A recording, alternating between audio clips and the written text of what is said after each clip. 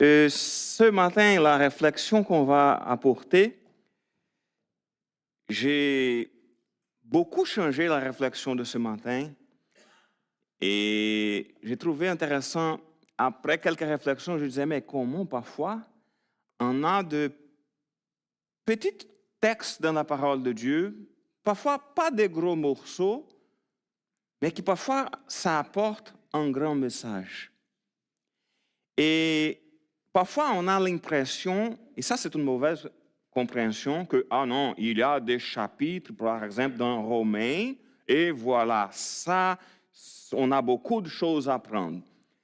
Mais si on prend le psaume 117, est-ce que vous vous rappelez que c'est le plus court de tous les psaumes?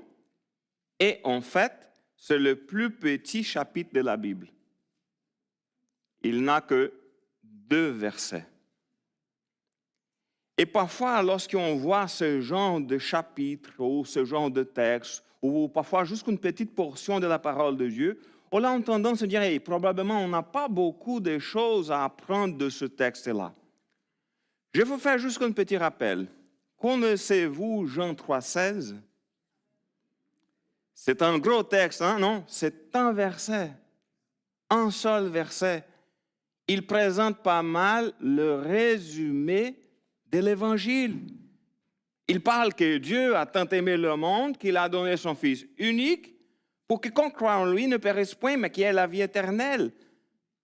Écoutez, si on a 30... vous devrez parler de Jésus, vous avez 15 secondes pour parler n'importe quoi et ensuite la personne s'en va. Jean 3,16. Ou, Éphésiens aussi, par la grâce vous êtes sauvés par le moyen de la foi. Et même la foi, cela ne vient pas de vous, ça vient de Dieu. Ça ne vient pas des œuvres pour que personne ne puisse pas se glorifier. Ah, je suis bon, etc. Alors, il y a quelques petites portions de la parole de Dieu qu'on peut l'appeler petites portions parce que ce sont des courts textes. Ce n'est pas vraiment petit. Ce sont des grands messages. C'est un grand message. Un grand. Et lorsqu'on parle d'un texte, qu'on parle de 2 versets, on pourrait presque le lire en secondes. Non, je blague, mais ce n'est pas en secondes, mais c'est vraiment vite. Vous pouvez l'essayer chez vous, mais pour moi, en français, ça pourrait prendre un peu plus de temps. Mais si c'était en portugais, ça allait plus vite. Mais on pourrait le lire et penser, écoute, il n'y a rien ici à méditer, c'est juste que je ne sais pas pourquoi ils ont mis ce texte-là dans la Bible, c'est trop petit, ça ne dit rien. Mais pourtant, ce petit chant, je vais l'appeler chant, parce que les psaumes, c'était en général la poésie, c'était toujours la poésie, et en général, c'était des choses qu'on chantait, on faisait comme en forme de chant pour louer l'Éternel dans ce genre de texte. Et on pourrait regarder, on voit qu'il contient une grande vérité. On parle de l'amour et de la fidélité de Dieu. On parle que ça concerne monsieur et madame, tout le monde, sont universels et que ça, c'est éternel. C'est une invitation à la louange de l'Éternel. Nous vivons parfois, souvent des moments où on est comme débordé, on se sent débordé, on est insatisfait, on est préoccupé pour ce qui nous manque. Et dans les fins de semaine, des occasions d'action de grâce, c'était beau de voir ce matin. J'avais planifié, si vous n'étiez pas là, de OK, on va prendre quelques minutes, je vais laisser les gens partager dans des groupes de 6 personnes environ, et après, je vais revenir. Et j'avais l'intention de faire une clôture ou de faire d'autres choses après, mais écoutez, ils ont partagé pendant tout le temps de la formation biblique. Et j'ai dû aller à chaque groupe. Écoutez, vous avez besoin de s'arrêter, de partager pour prier. Parce que tout le monde racontait les bénédictions de Dieu. Et je crois qu'il y a eu un seul groupe qui, j'ai dit, OK, je vais y aller. Ils ont commencé à prier avant, mais tout le reste, j'ai dû aller. Et désolé les amis, mais vous avez besoin de finir de prier. Parce que si on commence à réfléchir, on va voir que même si on pense qu'on n'a pas de rappels, des choses à remercier le Seigneur, on a plein de raisons pour remercier le Seigneur.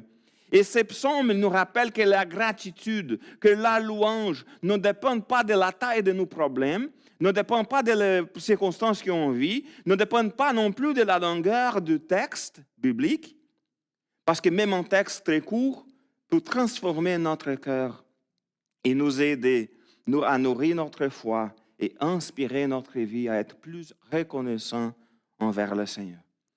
Et aujourd'hui, en méditant ce petit chant, comme j'appellerais ce matin, on découvre qu'on a une grande leçon.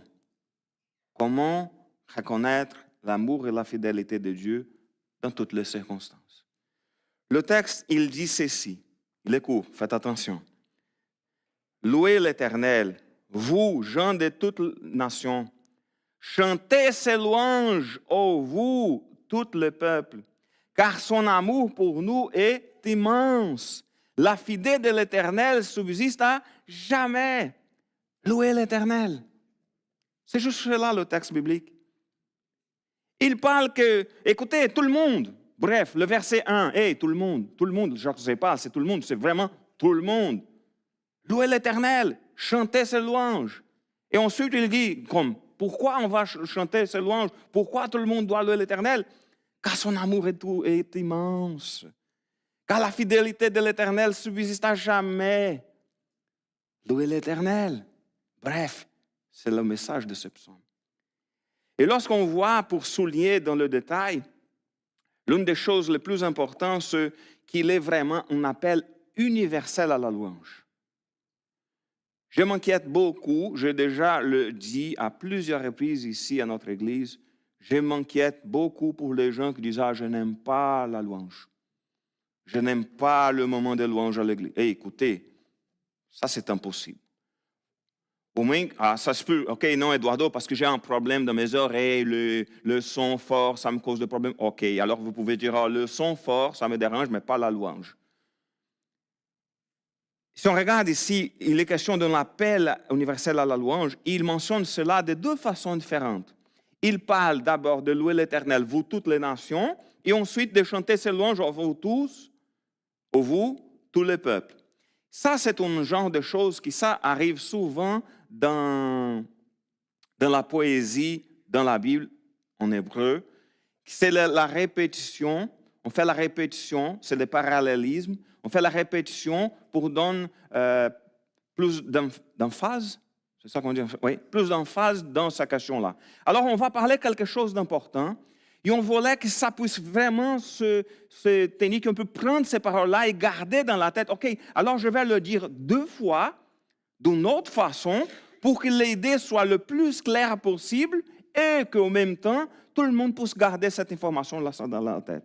Alors, lorsqu'on voit une phrase comme celle-ci se répéter d'une autre façon, c'est parce que, écoutez, si vous avez déjà eu à l'école, le professeur disait, écoutez, j'ai besoin d'une réponse en 500 mots. Parfois, on dit, pour faire 500 mots ici, je vais commencer à répéter les idées pour remplir la feuille, pour arriver à 500 mots. Mais ce n'était pas le cas. Ce n'était pas juste pour remplir sinon, ce serait encore plus petit, le plus petit psaume. Imaginez-vous, en ligne de moins. Alors non, un verset de moins. Non, j'ai besoin de donner plus d'informations. Non. Il est question de reconnaître que ça, c'est important.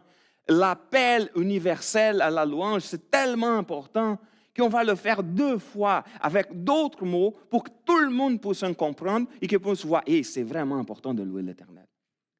Et si on regarde ici l'appel qui est fait, c'est que louer l'Éternel, vous gens de toutes nations. Et ça, c'est une autre chose intéressante. On parle de toutes nations et on parle de tous les peuples.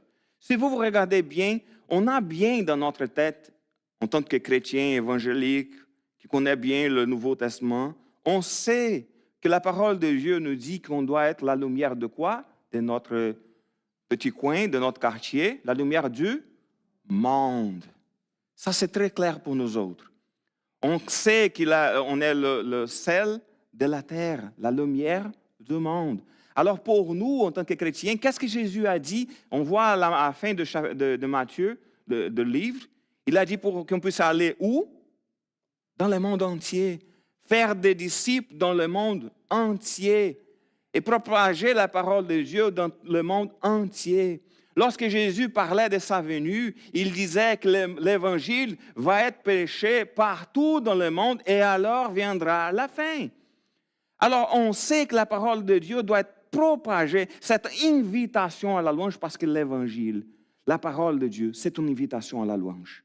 C'est de reconnaître, mon Dieu, C'est vraiment grand ça, quelle chose merveilleuse. Alors c'est important de regarder tout cela, de regarder l'Évangile et voilà, j'ai des bonnes raisons pour louer ces dieux-là et apporter cette invitation à tous les autres peuples. Mais si on regardait dans le contexte de l'Ancien Testament, ça n'arrivait pas souvent. On dit qu'à l'époque, il y avait une compréhension beaucoup plus fermée dans le peuple d'Israël, comme si c'était plus une question pour nous autres. Et même si on regarde les Juifs de nos jours, ils ne sont pas beaucoup à l'aise si une personne le cherche et dit hey, « je voulais devenir juif ». Je ne parle pas de juifs en tant que peuple, je parle en tant que religion. Ils vont regarder comme « OK, mais c'est quoi que ces gens-là veulent venir ici, pourquoi ?» Alors, c'est pas mal difficile d'être accepté comme juif, je parle en termes de religion, parce qu'ils sont beaucoup plus fermés.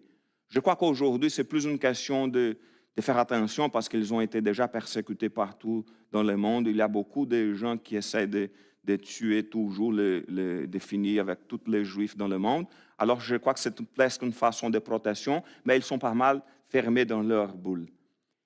Mais on trouve, même dans cette idée qu'on avait dans l'Ancien Testament, d'être plus fermé, on a des exceptions, et même le mandat que le Seigneur, la promesse que le Seigneur a fait à Abraham, il a dit qu'à travers lui, c'est qui serait béni? Toutes les familles de la terre. Ce n'était pas toutes les familles juives, c'est toutes les familles de la terre. Alors, à travers le peuple d'Israël, toute la famille de la terre seront bénies. Ça, c'est passé plus concrètement avec la venue de Jésus. Alors, après Jésus. Mais il y avait quand même ici une invitation à chanter ses louanges, ô vous tous les peuples. Alors, Dieu mérite notre louange partout dans le monde. Il mérite notre louange, soit dans nos familles, dans nos communautés de foi, dans nos lieux de travail, chez moi, parce qu'il est le seul et vrai Dieu, il mérite notre louange. Et louer Dieu, c'est comme un témoignage vivant pour ceux qui nous entourent. De regarder, écoutez, vous savez pourquoi? Savez-vous pourquoi c'est tellement important que tout le monde chante ensemble? Parce que pendant que je prêche, c'est juste moi qui parle. Alors, si quelqu'un est ici, n'est pas chrétien, il va dire, maintenant j'écoute Eduardo parler, c'est la voix d'Eduardo, c'est ça qu'il croit. Mais lorsqu'on chante ensemble, on donne témoignage, et nous tous, ensemble, voici ce qu'on croit. On dit ensemble, et c'est pour ça que la louange ensemble, c'est important. Ce n'est pas juste d'écouter la louange, ce n'est pas juste une relation personnelle entre moi et Dieu, mais en tant que peuple, nous sommes en train de dire, hey, voici ce que nous croyons. Nous croyons que Dieu est avec nous. Nous croyons que Dieu est notre bouclier. Nous croyons que Jésus a mouru à la croix pour pardonner nos péchés. Toutes les choses qu'on chante, on proclame ensemble en tant que peuple les vérités de la parole de Dieu. Dieu mérite notre louange, c'est un témoignage vivant. Et nous devrions inviter tous à partager la joie de Dieu. Et pour ça, c'est important de témoigner ailleurs. Il est question de louer le Seigneur ensemble ici. Il est question aussi de partager la parole de Dieu partout dans le monde. Parce que notre appel, c'est de partager la parole partout dans le monde. Et aussi, cette idée de louange collective, parce qu'elle se multiplie lorsqu'elle est partagée. Et cette louange, la louange, elle nous rappelle la joie et la gratitude envers le Seigneur. C'est comme si c'est quelque chose qui dépasse nos frontières, dépasse nos différences. Si on regarde ici, combien de pays on a ici représentés dans notre Église? Je vais faire un sondage pour avoir cette information. Parce que c'est quelque chose qui attire beaucoup mon attention. Je sais qu'on a des Brésiliens. Je sais qu'on a plusieurs nations ici représentées. J'ai appris hier qu'il y avait même des pays que je ne savais pas qu'ils existaient. Désolé, Léon et Armel. Alors, il est question de savoir qu'on est tous ensemble, mais aussi d'aller vers le monde entier pour proclamer l'Évangile. Oui, louer l'Éternel est essentiel, mais pour que notre louange puisse être du sens, il faut savoir pourquoi nous louons le Seigneur. Et ça, c'est le verset 2. Alors, le premier verset, c'était juste pour dire, hey, louons l'Éternel. Tout le monde, chantons, chantons, chantons, comme on chantait tantôt. Mais le deuxième, c'est, hey, je vais vous donner 2 raisons pour rendre grâce à Dieu, 2 raisons pour louer l'Éternel. Il dit ceci au verset 2, je le répète, car son amour durera jamais. Non, c'est pas ça. Il dit que son amour pour nous est immense et que sa fidélité subsiste à jamais. Il parle tout d'abord de son amour. Son amour est immense. Écoutez, si on regarde l'amour de Dieu, on témoignait tantôt de plusieurs choses que ça montre. L'action de grâce, c'est exactement de reconnaître la main de Dieu sur notre vie, sur la vie de notre famille, sur la vie de l'humanité dans le sens général, et de louer l'Éternel, de rendre grâce à Dieu parce qu'il est bon, parce que son amour est immense. Et si on regarde dans le détail de notre vie, c'est parce que parfois on a la tendance de regarder toujours les problèmes, de regarder juste les problèmes. Si on s'arrête dans un groupe de 6-7 personnes et dit hey, on va partager, probablement, la majorité du monde va dire ah, j'ai besoin de prier parce que mon fils est telle chose. Ah, j'aimerais que vous demandiez de prier, du travail, etc. Si on ne fait pas une remarque de dire hey, maintenant c'est le moment de remercier le Seigneur, on va probablement apporter d'abord nos défis, les problèmes, les circonstances difficiles. Alors, c'est toujours bien de se rappeler que l'amour de Dieu est immense. Parce que l'amour de Dieu se manifeste, oui, dans notre quotidien, la santé, la famille, les amis, le travail, la protection, le réconfort. Même dans les épreuves, il est là avec nous.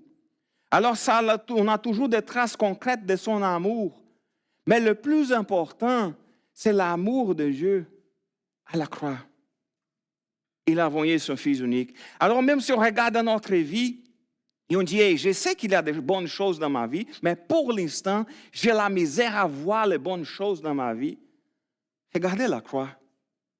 Regardons la croix.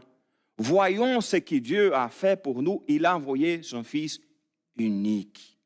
Dieu lui-même, le Fils, il a pris la forme d'un être humain. Il est né d'une vierge. Il est venu sur terre. Il était illimité, tout puissant au ciel. Il s'est fait chair. Il se fait chair.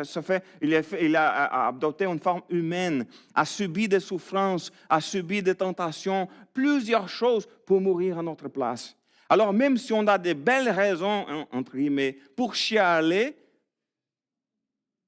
si on regarde la croix, on dit, écoutez, ce qu'il a fait pour moi est immense. Son amour est immense.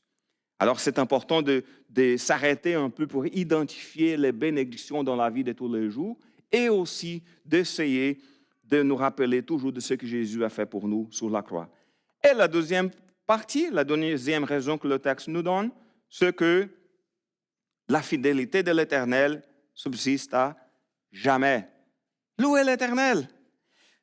Nous nous appuyons parfois sur il est important, de s'appuyer sur sa constance. Si le Seigneur nous promet quelque chose, on est sûr, ça va s'accomplir. On regarde l'Ancien Testament, si on regarde les liens entre l'Ancien Testament, les prophéties et les accomplissements dans le Nouveau, et c'est tellement de prophéties qui se sont accomplies en Jésus, dans son Église, dans la venue du Saint-Esprit et en plein de domaines. Ça nous donne le confort de savoir, et sa fidélité subsiste à jamais. Alors je peux faire confiance s'il m'a dit, et la parole de Dieu nous dit que Dieu, il est fidèle et juste pour pardonner nos péchés et nous purifier de toute l'injustice. Je suis en train de faire la traduction directement du portugais pour français parce que je ne me rappelle pas quel est le thème précis, mais j'imagine que ce soit quelque chose semblable comme ça. Mais la parole de Dieu nous montre que Dieu, le Seigneur, il est fidèle, il nous pardonne le péché. Ça nous donne l'assurance de savoir que tout ce qu'on vit ici, c'est passager. On va habiter au ciel où il n'y a plus de souffrance, il n'y a plus de douleur, il n'y a plus aucun problème. C'est juste la joie, pleinement la joie, pleinement la paix. Ça va être merveilleux. Alors, si on se soutient que sa fidélité, elle durera toujours, ça nous donne l'assurance de dire, écoutez, il est présentement avec moi dans mes souffrances et tout cela, ça va finir un jour. Je vais habiter avec lui pour toute l'éternité. La fidélité de Dieu est infaillible, elle est éternelle et elle est la base de notre confiance. Et c'est ça qui nous permet de vivre avec assurance et joie. Le psaume 117, il nous enseigne que la gratitude et la louange sont des actes universels et puissants et qu'on devrait inviter plus de monde pour se rassembler avec nous dans la louange à l'Éternel. Et il parle des choses très importantes, même dans un texte très court. Et aujourd'hui, avec un cœur reconnaissant, nous sommes encouragés à acclamer le Seigneur pour tout ce qu'il a fait dans nos vies, tout ce qu'il a fait autour de nous, de rendre grâce pour son amour, pour sa fidélité, pour célébrer sa présence au quotidien et partager cette gratitude autour de nous, avec tout le monde qui est autour de nous. Alors, la réflexion de ce matin se jusque de louons l'Éternel aujourd'hui et pour toujours, parce que son amour nous entoure et sa fidélité ne finit jamais, et que nos vies deviennent un témoignage, des témoignages vivants de reconnaissance et de joie. Et je termine la prédication en citant la dernière phrase du psaume. Louez l'Éternel. Amen. Louons l'Éternel. Alors on va louer l'Éternel. J'invite l'équipe, les musiciens pour venir sur l'estrade et on va louer l'Éternel. On va faire ce qu'on disait